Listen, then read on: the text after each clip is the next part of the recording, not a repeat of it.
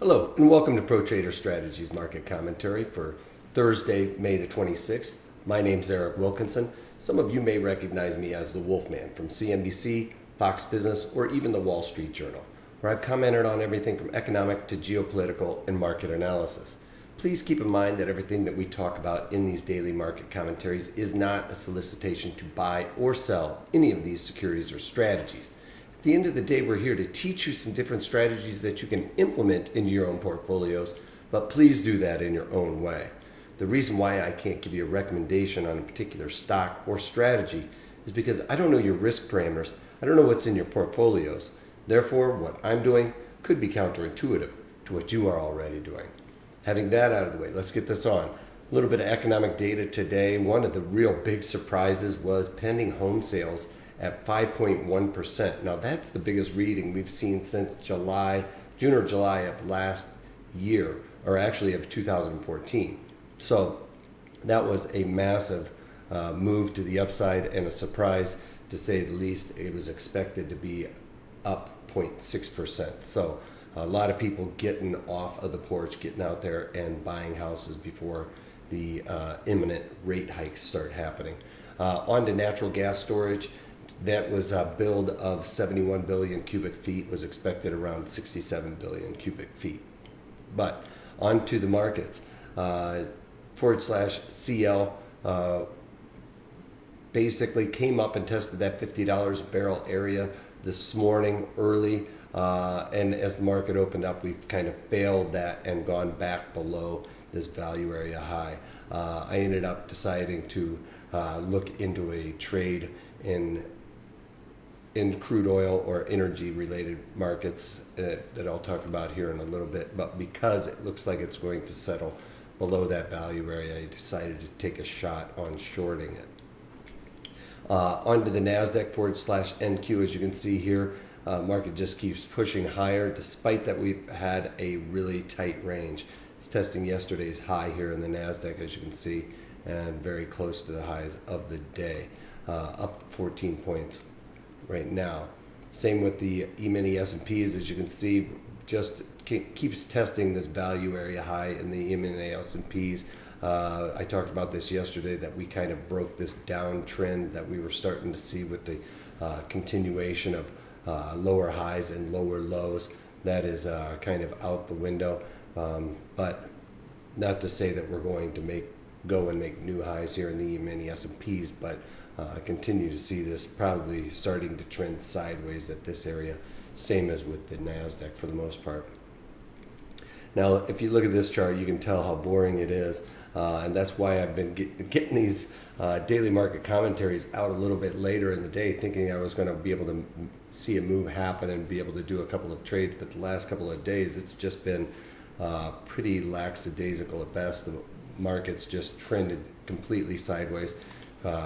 E-mini S&Ps up 2 points on the day and just had a very tight range. One could almost consider this an inside day from yesterday, believe it or not, which was just a pretty tight range as well. So just a very quiet market, not a whole lot to do. Sometimes it's better to sit on your hands and wait for opportunity rather than try and create opportunity. So that's something to take from this.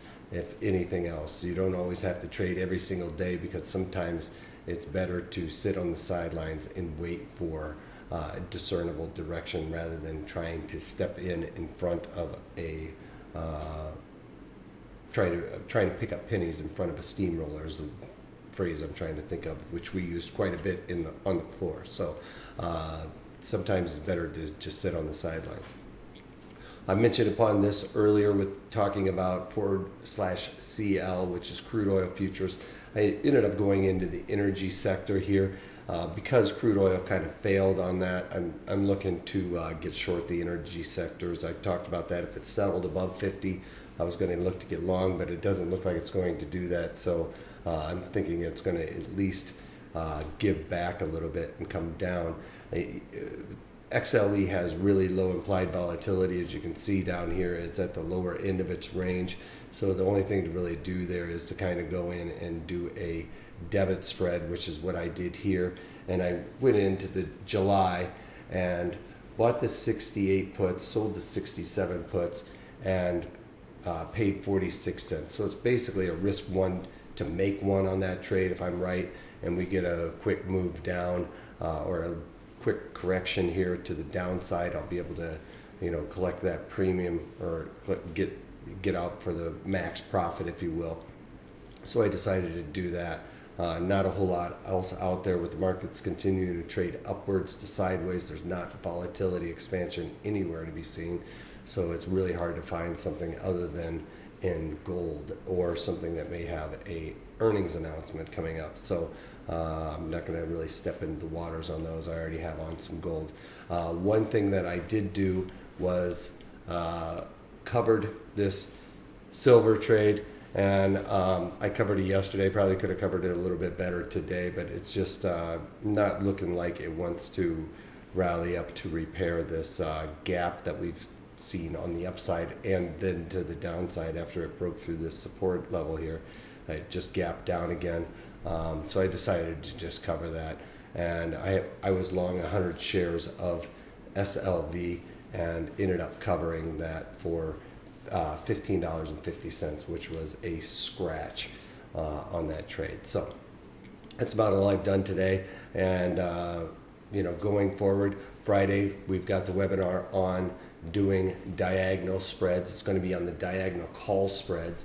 So that's basically taking a call spread, a debit call spread, and stretching out the duration over 2 months. So we're going to have limited risk on that, but unlimited profit potential on the long side if we basically let our front month option expire, and then we have on that long call that gives us a bit of exposure to the upside and quote unquote unlimited profitability. But we'll talk about where we're going to be covering those and the rules that I go into surrounding how to build that trade out. So go to protraderstrategies.com, sign up for that, and if you can't take that, take it easy.